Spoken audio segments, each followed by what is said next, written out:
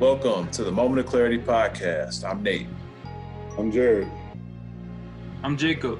Tune in as we break down the topics of life.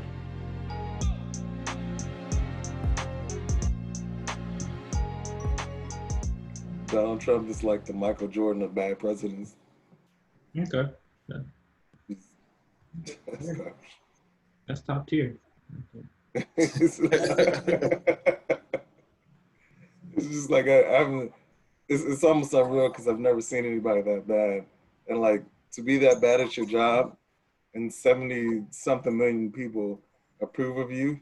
It's like, dang, like nobody should ever be able to show up to work and be told that they're not doing well, because like you're probably doing better than Trump. Yeah. And I think social media has played a big part in all this stuff. You know, I think there's a lot of people coming up with the extremist ideas on social media platforms and then projecting it to the world. And I think a lot of people who not understanding the world yet, you know, being young and dumb, are falling behind this, and it's causing this big divide, which is making things worse than they really should be. What y'all think about that? Yeah. You know, social media and really, you know, media in general for real, depending on, you know, like what you listen to, because, you know, news channels have their slants, you know, like how they feel politically. And then, you know, some social media outlets, you know, have their slants. So it's like any one person can listen to, you know, like an outlet. And if they just choose to follow that outlet, they're going to be real one-sided, you know.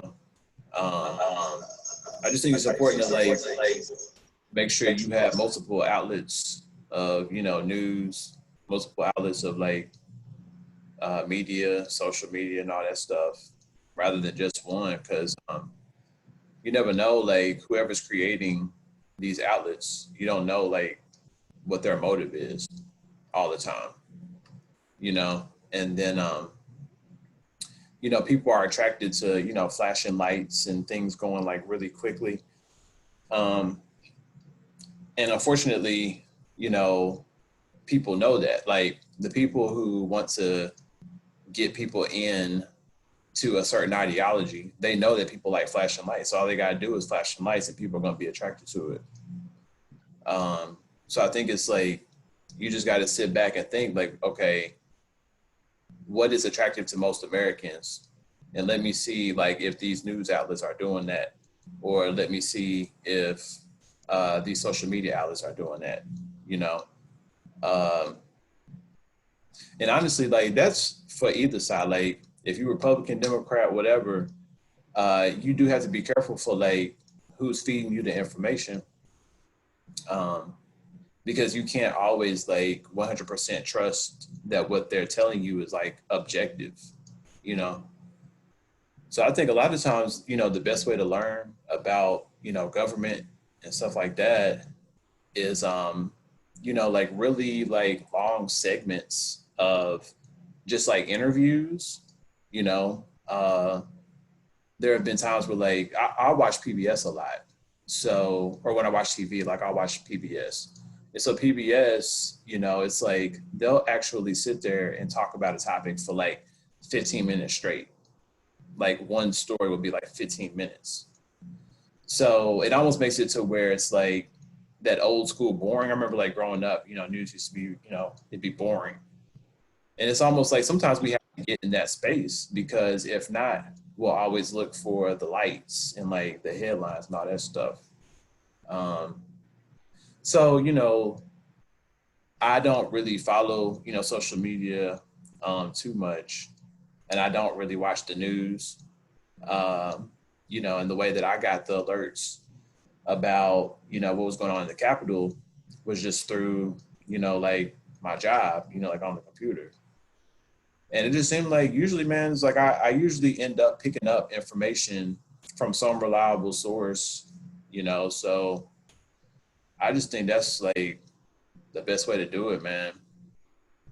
Just not relying on one source. I mean, like if you do social media, like that's cool. But like don't rely on it like for your truth.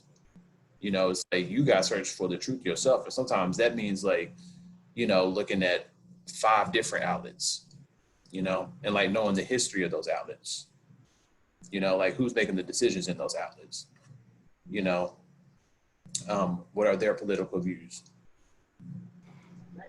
So I guess with the social media, you know, how they're doing it, would you blame some of the for them allowing some of that propaganda to get out of hand?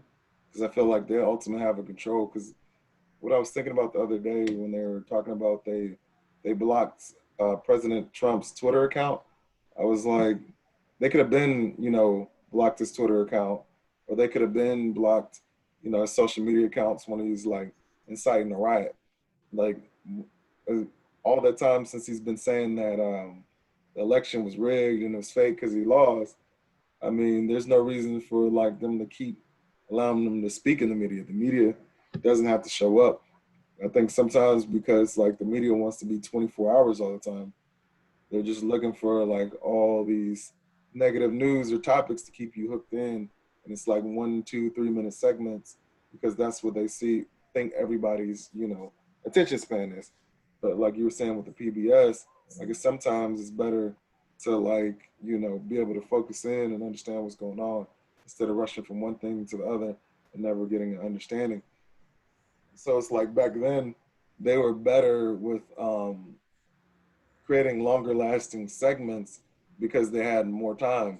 They didn't have to keep they didn't have to pump out a new story every like hour, every 30 minutes. They had, you know, hours to come up with a story. And when that story came up, it was good and it was well thought out and it came together. Whereas, you know, a lot of the other ones were just right now we're just getting random sneak updates because everybody's trying to keep up with the first news that comes out of Instagram. Like that's what it is. And it's ruining the quality and I don't see the journalistic integrity that they used to have. Yeah, journalistic integrity. Yeah, I didn't really know that like a lot of news is like whack until I started my college studies like as an undergrad. And well, I don't know, it's kind of where I think like maybe subconsciously I knew, but I didn't really begin to like care a whole lot until like that time. And so, you know, I began to like understand what sources were credible in terms of the news they were given and which ones were likely to not be credible. And then after college, I became a news monitor, and so I would look at these newscasts from all over the country. You know, it'd be like Atlanta, Miami, you know, like all the major cities. And so I would look at their news segments, and then we were a public relations consulting company, and so we would give information to like these big brands on how their merchandise was mentioned in the news. And so that was when I really saw like how um mm, just kind of like how whimsical TV stations were with the news content that they had. You know, like usually, you know, like you'd have like, you know, these pretty faces, you know, on there giving the news. You know, people looking smart and talking, you know, a whole lot. And that's the thing. It's like a lot of times now, news is just like people just talking, you know. And so, you know, I just learned like how to look for really like meaty news, like that has, you know, substance.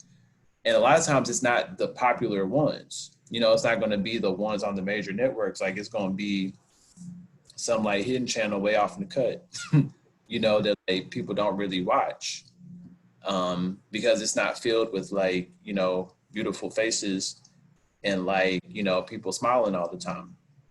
Um, so yeah, and even honestly, I think that that helps with just people's understanding of the world. I think like if you begin to, you know, like stretch your attention span to find out information about the world, you end up not having like this, you know, hot potato kind of like mentality where it's like, oh, okay, what's hot now?